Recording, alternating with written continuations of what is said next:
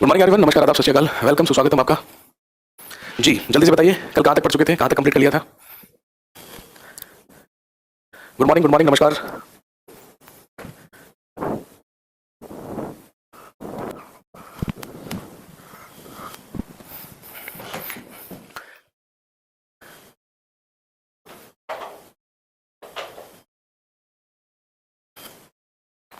हम पढ़ रहे थे मेडिवल इंडिया में मुगल डायनेस्टी, मुगल साम्राज्य 1526 से लेकर 1707 तक का पीरियड, जिसमें हम बात कर चुके थे जलालुद्दीन मोहम्मद अकबर के बारे में और कंप्लीट कर चुके थे हम अकबर। उसके बाद लिख लीजिए नेक्स्ट मुगल एम्पर जहांगीर। अकबर का ही बेटा सलीम भारत का अगला मुगल बादशाह बना bye the name of Jahangir, जिसका शासनकाल 1605 ईस्वी से लेकर 1627 ईस्वी तक रहा।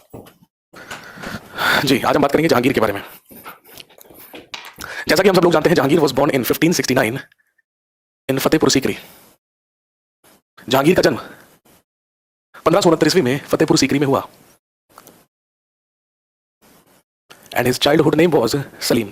क्योंकि इसका जन्म शेख सलीम चिश्ती की कॉटेज कुटिया में हुआ था, इसीलिए अकबर ने अपने गुरु के ही नाम पर इसके बचपन का नाम क्या रखा था, सलीम रखा था। और his chief instructor was Abdul Rahim Khan Khana, और इसका मुख्य प्रशिक्षक अब्दुल रहीम खान खाना था।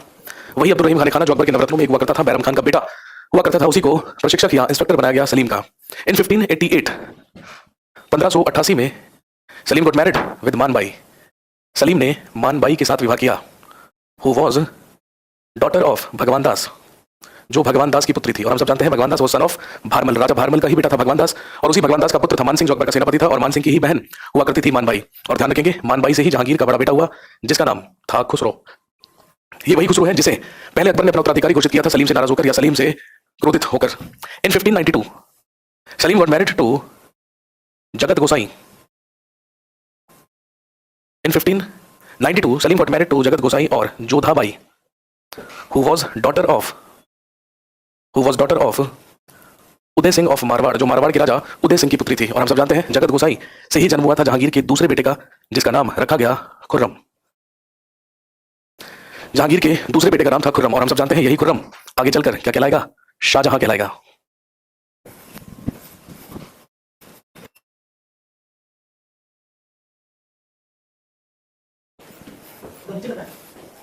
नीचे नहीं, जूम आउट करो थोड़ा, हाँ बढ़ाना है, कम करो, कम, हाँ इस तरीके से।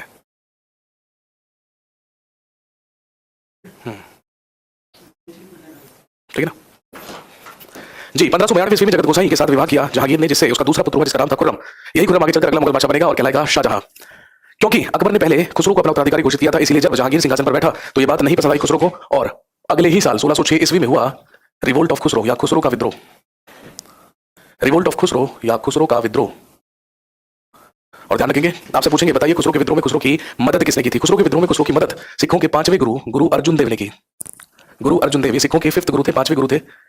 जब जहांगीर के खिलाफ विद्रोह करके खुसरो गया तो वो सीधा किसके पास गया, गुरु अर्जुन देव के पास। और क्योंकि वो मुगल शहजादा था और मुगलों और सिखों के बीच में मित्रता हुआ करती थी, इसी लिहाज से इसी कटसी में गुरु अर्जुन देव हेल्प खुसरो। गुरु अर्जुन देव ने उसे आशीर्वाद दिया, उसकी आर्थिक मदद की और उसे रहने के लिए शरण भी दी। इसी बात को गलत समझ गया जहांगीर। जहांगीर को लगा कि गुरु अर्जुन देव ही उसे भड़काकर उसके खिलाफ क्या करवा रहे हैं, विद्रोह या रिवोल्ट करवा रहे हैं। इसलिए नाराज होकर Jahangir killed Guru Arjun Dev and he made his own son Khusro blind. Jahangir ने गुरु अर्जुन देव की हत्या करवा दी और गुरु अर्जुन देव की हत्या करवाकर अपने ही बेटे खुसरो को अंधा करवा दिया। और ध्यान रखेंगे यहीं से दुश्मनी शुरू हुई किसकी, सिखों की और मुगलों की, जो चलती रहेगी तब तक जब तक सिख कम्युनिटी और मुगल साम्राज्य हिंदुस्तान में चलता रहेगा। इसके बाद ध्यान रखेंगे जहांगीर के दरबार में 2 ब्रिटिशर्स आए। सबसे पहला ब्रिटिशर 1608 ईस्वी में जहांगीर के दरबार में आया था, जिसका नाम था कैप्टन विलियम हॉकिंस।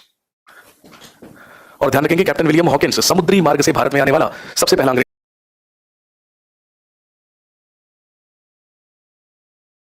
अंग्रेजों का आगमन तो अकबर के शासनकाल से ही हो चुका था। कल हमने पढ़ा था जॉन मिल्टन हाल नाम का अंग्रेज सबसे पहला अंग्रेज अकबर के शासनकाल में भारत आया था, लेकिन वो थल मार्ग से आया था, बाय रोड आया था, सिंध के रास्ते से। लेकिन अगर समुद्री मार्ग से आने वाले सबसे पहले अंग्रेज के बारे में बात करें तो he was captain William Hawkins, जो मुगल बादशाह जहांगीर के दरबार में आया और प्रतिनिधि बनकर आया किसका, ईस्ट इंडिया कंपनी का। और किस लिए आया, हिंदुस्तान में फैक्ट्री लगाने की परमिशन लेने के लिए। इनिशियली जहांगीर ने अंग्रेजों को फैक्ट्री लगाने की परमिशन मुसलीपट्टनम में दी थी, इसलिए अंग्रेजों की पहली अस्थायी फैक्ट्री या टेम्परेरी फैक्ट्री कहां पर लगी, मुसलीपट्टनम में। ये अंग्रेजों की पहली अस्थायी फैक्ट्री थी या टेम्परेरी फैक्ट्री थी। लेकिन हम सब जानते हैं इसके बाद डचीज और अंग्रेजों के बीच में विवाद हो जाने की वजह से जहांगीर ने यह परमिट कैंसिल कर दिया था। इसीलिए जहांगीर के ही शासनकाल में अंग्रेजों ने अपनी सबसे पहली स्थायी फैक्ट्री 1613 ईस्वी में स्थापित की, और हम सब जानते हैं कहां पर, गुजरात के सूरत में। और दूसरा अंग्रेज जो मुगल बादशाह जहांगीर के दरबार में आया, ये 1615 ईस्वी में आया था, जिसका नाम था सर टॉमस रो। इसी बार एसएससी सीजीएल का क्वेश्चन था इसी बार एसएससी सीजीएल के एग्जाम में सबसे पहले दिन सबसे पहले ही क्वेश्चन पेपर में सवाल पूछा गया था कि बताइए सर टॉमस रो नाम का जो ब्रिटिशर था वो किस मुगल बादशाह के शासनकाल में या दरबार में आया था। ध्यान रखेंगे जहांगीर के दरबार में। सर टॉमस रो को ब्रिटेन के महाराज जेम्स प्रथम ने अपना प्रतिनिधि बनाकर भेजा था। He was the representative of British king James first. दोनों इंपॉर्टेंट क्वेश्चन है और जहांगीर से पूछे जाने वाले सबसे इंपॉर्टेंट क्वेश्चन ही है कि जहांगीर के दरबार में दो ब्रिटिशर आए थे। पहले कैप्टन विलियम हॉकिंस 1608 ईस्वी में और उसके बाद सर टॉमस रो जो आया था 1615 ईस्वी में।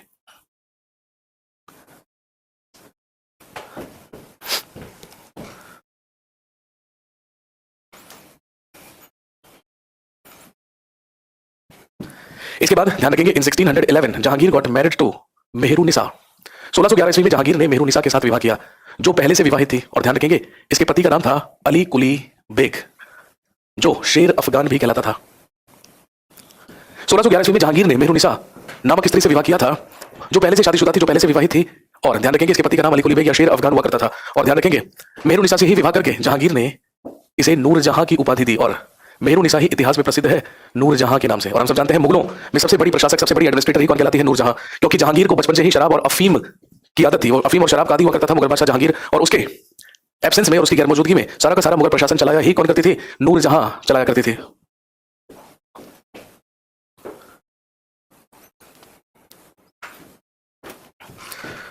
इसके बाद ध्यान रखेंगे नूरजहां के पिता का नाम ग्यास बेग था। नूरजहां के पिता का नाम था ग्यास बेग जिसे जहांगीर ने एतमाद-उद-दौला की उपाधि दी थी और यह इतिहास में प्रसिद्ध ही एतमाद-उद-दौला के नाम से है। आपसे इंपॉर्टेंट सवाल पूछेंगे कि बताइए एतमाद-उद-दौला का मकबरा कहां पर है? तो ध्यान रखेंगे एतमाद-उद-दौला का मकबरा आगरा में है जिसका निर्माण कराया था नूरजहां ने। नूरजहां के द्वारा ही बनवाया गया था अपने पिता का मकबरा जो एतमाद-उद-दौला का मकबरा कहलाता है। इसकी माता नूरजहां की माता का नाम था असमत बेगम। नूरजहां की माता का नाम था असमत बेगम। और ध्यान रखेंगे असमत बेगम ने ही गुलाब की पत्तियों से इत्र बनाने का आविष्कार किया था। इत्र बनाने का जो श्रेय है वो किसे जाता है? नूरजहां की माता को जिसका नाम था असमत बेगम। सर खोज खास में चार मीनार का किसने बनवाया? अबे क्या पूछ रहा है भाई? क्या पूछना क्वेश्चन क्या पूछना चाह रहे हो? क्लियरली लिख कर भेजो। ठीक है, पहले थोड़ा सा नींबू खा ले, हैंगओवर उतर जाएगा तेरा। उसके बाद सही से लिख के भेजो कि सवाल पूछ क्या रहे हो आप। खोज खास, what do you mean by खोज खास? सबसे पहले ये समझाओ।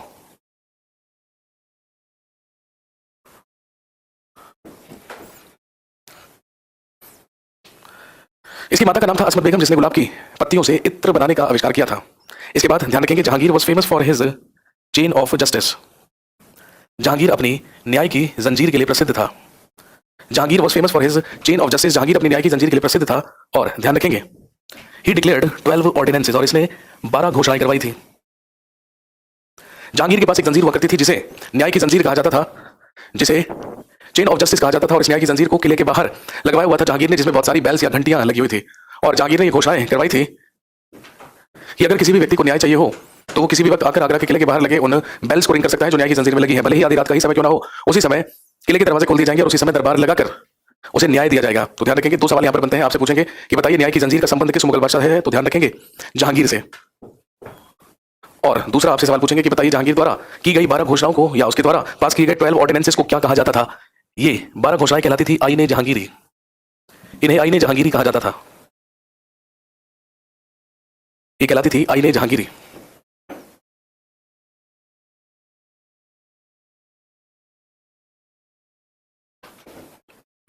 और ध्यान रखेंगे इन 12 घोषणाओं में दो महत्वपूर्ण घोषणाएं जो जहांगीर के द्वारा की गई थी वो ये थी, एक तो तंबाकू पर प्रतिबंध लगाने वाला सबसे पहला मुगल बादशाह ही कौन हुआ? जहांगीर। ही प्रोहिबिटेड टोबैको। इसने तंबाकू पर भी प्रतिबंध लगाया था। और इसके अलावा इसने दशहरे और दिवाली पर जुआ खेलने की परमिशन दे रखी थी। इसने कोई भी पाबंदी जुआ खेलने पर नहीं लगाई थी। इसने हिंदुओं को दशहरे और दिवाली पर जुआ खेलने की परमिशन दी थी जो इसकी इन 12 घोषणाओं में से ही एक था। इसके बाद ध्यान रखेंगे in 1617 Jahangir sent his son Khurram to Ahmednagar mission. Jahangir ने अपने बेटे खुर्रम को अहमदनगर अभियान पर भेजा।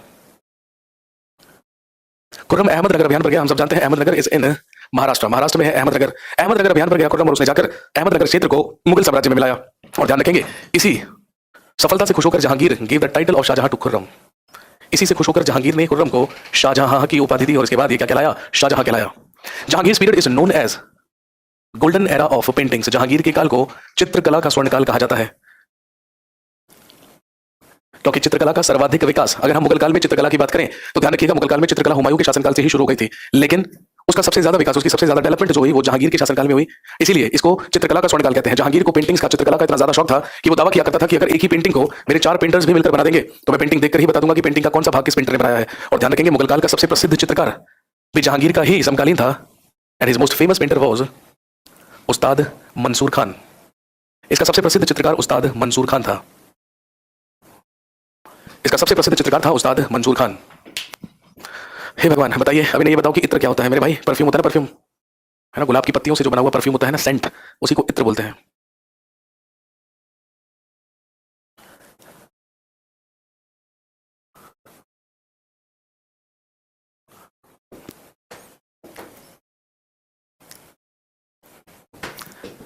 इसके बाद ध्यान रखेंगे इन 1627 1627 ईस्वी में जहांगीर डाइड इन लाहौर। जहांगीर की मृत्यु लाहौर में हुई।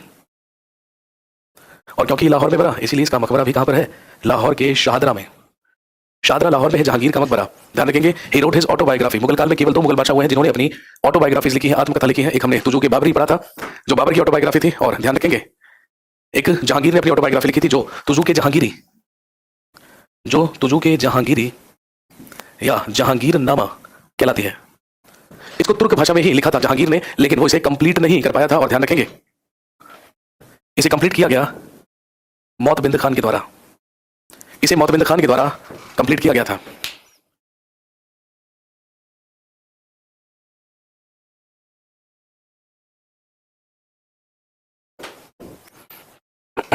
और ध्यान रखेंगे जहांगीर के मरने के बाद हम सब जानते हैं भारत का अगला मुगल बादशाह इसी का दूसरा पुत्र बना, जिसका वास्तविक नाम था खुर्रम, लेकिन ये मुगल बादशाह बना किस नाम से? By the name of Shahjahan. अब हम बात करेंगे शाहजहां के बारे में।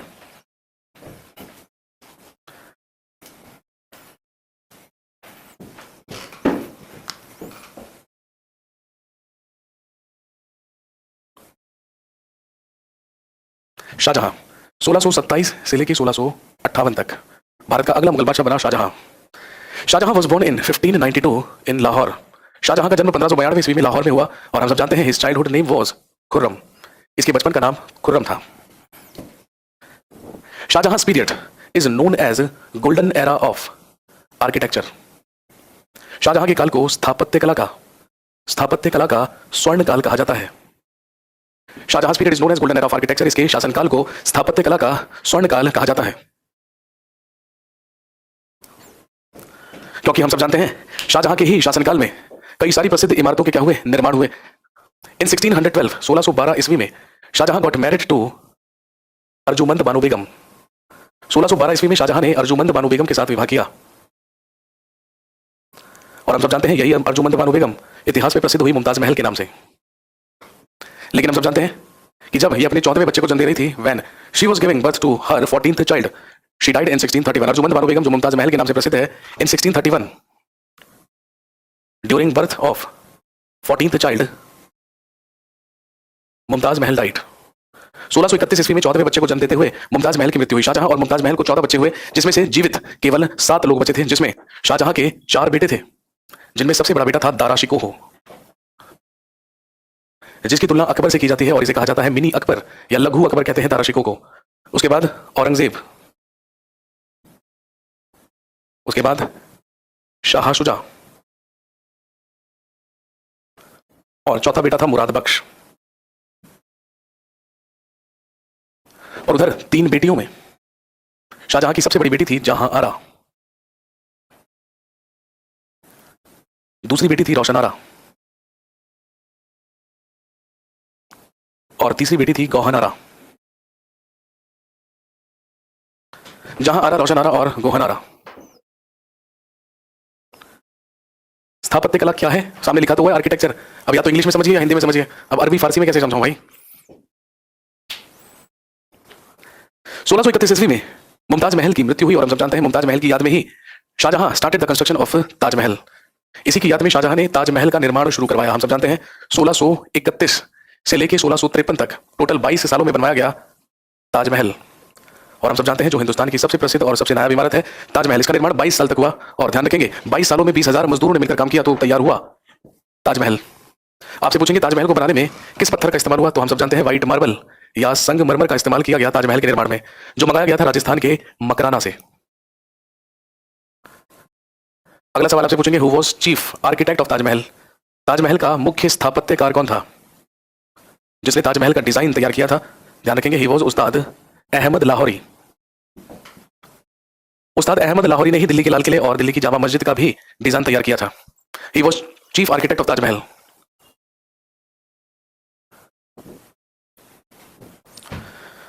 अगला सवाल आपसे पूछेंगे, who was chief constructor of Taj Mahal? Taj Mahal का प्रधान मिस्त्री कौन था? He was Ustad Isa. He was उस्ताद ईसा। और उसके बाद ध्यान रखेंगे, किस आर्ट या किस कला का इस्तेमाल करके ताजमहल का निर्माण किया गया है? तो ध्यान रखेंगे, that art is known as pietra dura art या पित्रादुरा शैली। जिन लोगों ने ताजमहल विजिट किया होगा उन्होंने नोटिस किया होगा, संगमरमर की स्लैब या संगमरमर के पत्थर पर ही उस पत्थर को तराश कर फूल और पत्तियों के डिजाइन बनाए गए हैं और उन फूल पत्तियों में कलर्ड स्टोन्स भरे गए हैं। कहने का मतलब, संगमरमर के पत्थर को तराश कर उसके अंदर कलर्ड पत्थर भरने की ही कला एक ईरानी शैली हुआ करती थी, जिसे पित्रादुरा कहा जाता था। और इसी कला का इस्तेमाल करके ताजमहल का निर्माण किया गया। यहाँ से दो क्वेश्चन रेज होंगे, आपसे पूछेंगे, बताइए मुगल काल में सबसे पहले संगमरमर किस इमारत में इस्तेमाल हुआ था? तो ध्यान रखेंगे, दिल्ली के हुमायूं के मकबरे में। दिल्ली में जो हुमायूं टॉम्ब है, हुमायूं का मकबरा है, वो मुगल काल की सबसे पहली इमारत है जिसमें संगमरमर का इस्तेमाल किया गया। और अगर आपसे पूछें कि बताइए भारत में सबसे पहले पित्रादुरा शैली या पित्रादुरा आर्ट का इस्तेमाल किस बिल्डिंग में किया गया? तो ध्यान रखेंगे, आगरा में एतमाद उदौला का मकबरा, जो अभी हमने पढ़ा था, जो नूरजहां के पिता का मकबरा है, जो नूरजहां ने ही बनवाया था, उसी बिल्डिंग में, उसी मकबरे में सबसे पहले पित्रादुरा शैली का इस्तेमाल किया गया है।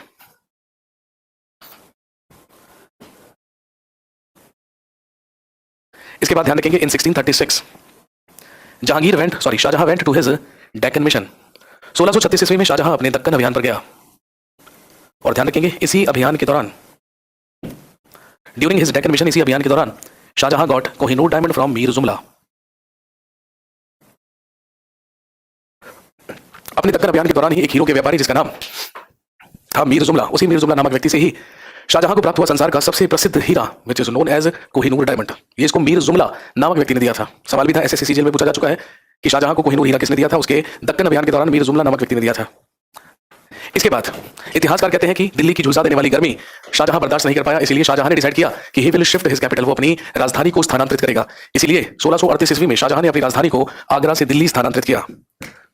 इन 1638 Shahjahan shifted his capital from Agra to Delhi. और दिल्ली में ही उसने एक यमुना नदी के किनारे शहर बसाया जो कहलाता था शाहजहानाबाद, जिसे शाहजहानाबाद कहा जाता था। यही शाहजहानाबाद आज क्या कहलाता है? ओल्ड दिल्ली या पुरानी दिल्ली। यहीं पर 1638 से लेकर 1648 तक निर्माण करवाया गया हिंदुस्तान की दूसरी सबसे नायाब इमारत का, जो है दिल्ली का Lal Qila, red fort of Delhi.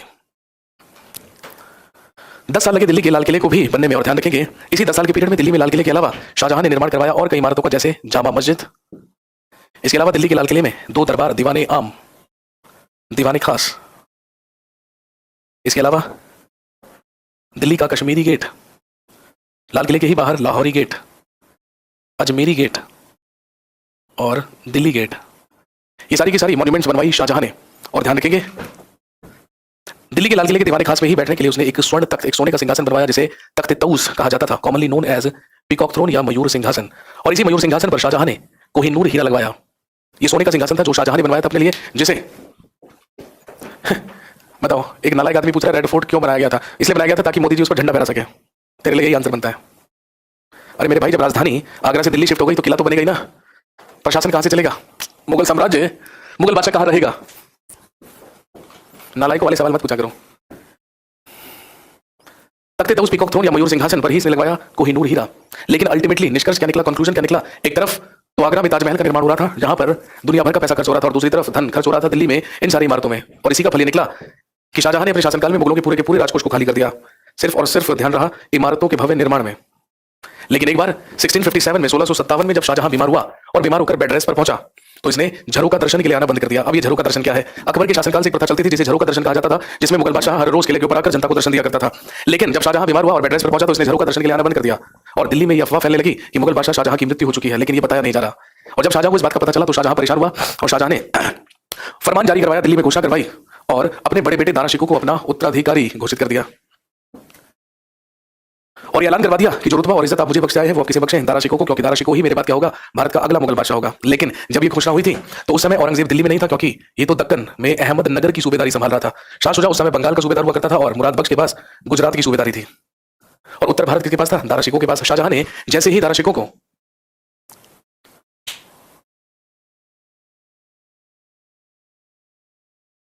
जैसे ही शाहजहां ने दारा शिकोह को मुगल बादशाह घोषित किया तो बस इसके बाद ही गृह युद्ध शुरू हुआ, उत्तराधिकार की लड़ाई शुरू हुई जो इन चारों के चारों भाइयों के बीच हुई। जैसे ही दारा शिकोह को मुगल बादशाह घोषित किया गया, सबसे पहला काम शाह शुजा ने खुद को बंगाल में और मुराद बख्श ने खुद को गुजरात में स्वतंत्र शासक घोषित कर दिया और मुगल साम्राज्य के खिलाफ बगावत कर दी।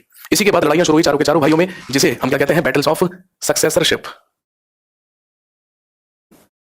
जिसे हम उत्तराधिकार के युद्ध कहते हैं। बैटल्स ऑफ सक्सेसरशिप या उत्तराधिकार के युद्ध।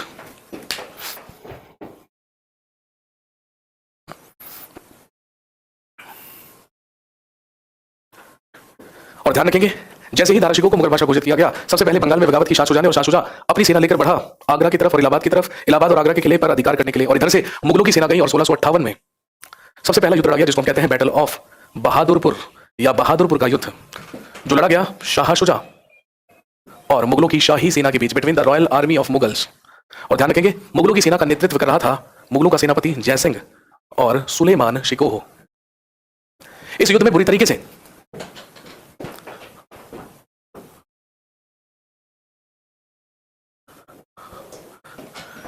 इस युद्ध में मुगल सेना ने शाह शुजा को बुरी तरीके से पराजित किया।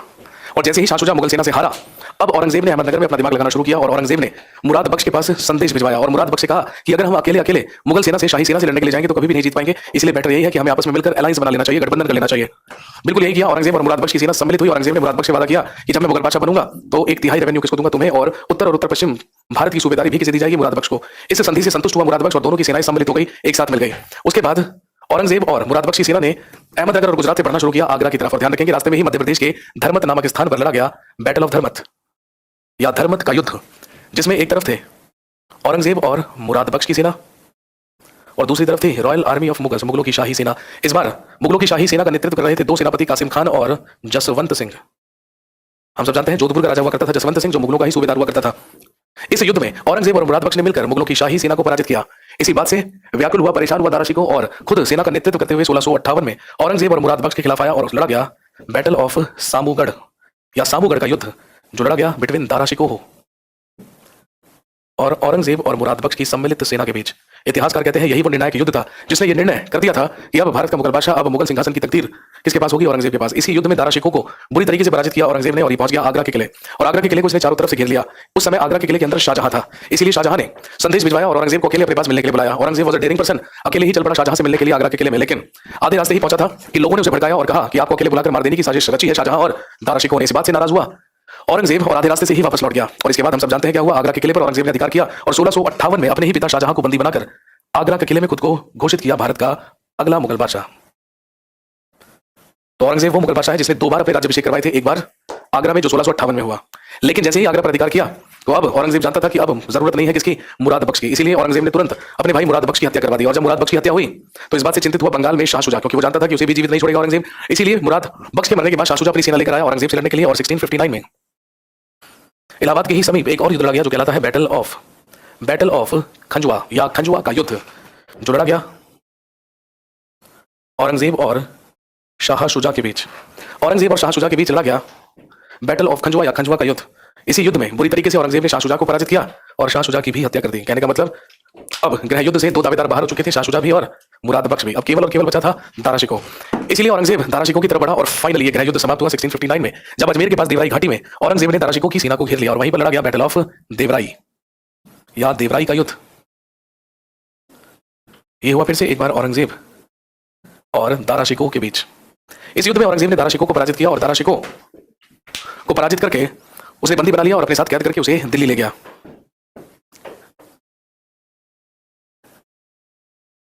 और दिल्ली पहुंचकर औरंगजेब के ही द्वारा दारा शिकोह को काजियों से कहकर मृत्युदंड दिलवाया गया, कैपिटल पनिशमेंट दिलवाई गई और सरेआम पब्लिकली दारा शिकोह की हत्या करके उसकी पूरी बॉडी को पूरे दिल्ली में घुमाया गया। और फाइनली 1659 में अपना दूसरा राज्याभिषेक औरंगजेब ने करवाया दिल्ली के रेड फोर्ट में, लाल किले में। और भारत का अगला मुगल बादशाह बन गया औरंगजेब, जिसके 2 बार राज्याभिषेक हुए, एक बार दिल्ली के लाल किले में 1659 में और एक बार आगरा के किले में 1658 में।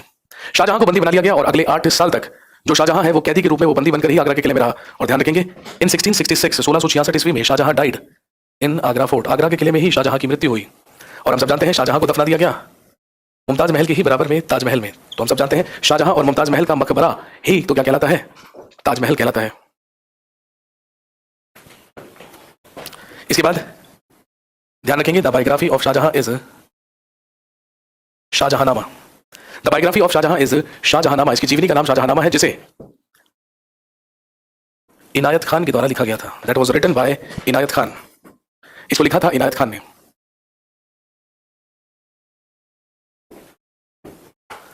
और मध्यकाल का या मेडिवल इंडिया का मुगल डायनेस्टी में आखिरी मुगल बादशाह बन गया औरंगजेब आलमगीर। हेडिंग डाल लीजिए, कल पढ़ेंगे औरंगजेब आलमगीर के बारे में और कल समाप्त करेंगे मुगल डायनेस्टी को।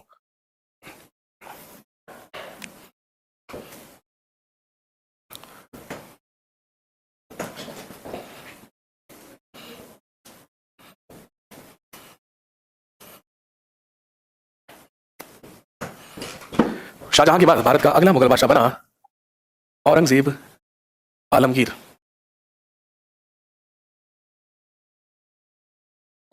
1658 से लेकर 1707। यही कहलाता है last Mughal emperor of medieval India, मध्यकालीन भारत का आखिरी मुगल बादशाह। कल मुलाकात होगी और कल हम कंप्लीट करेंगे मुगल डायनेस्टी मेडिवल इंडिया का पार्ट। उसके बाद आगे बढ़ेंगे मेडिवल इंडिया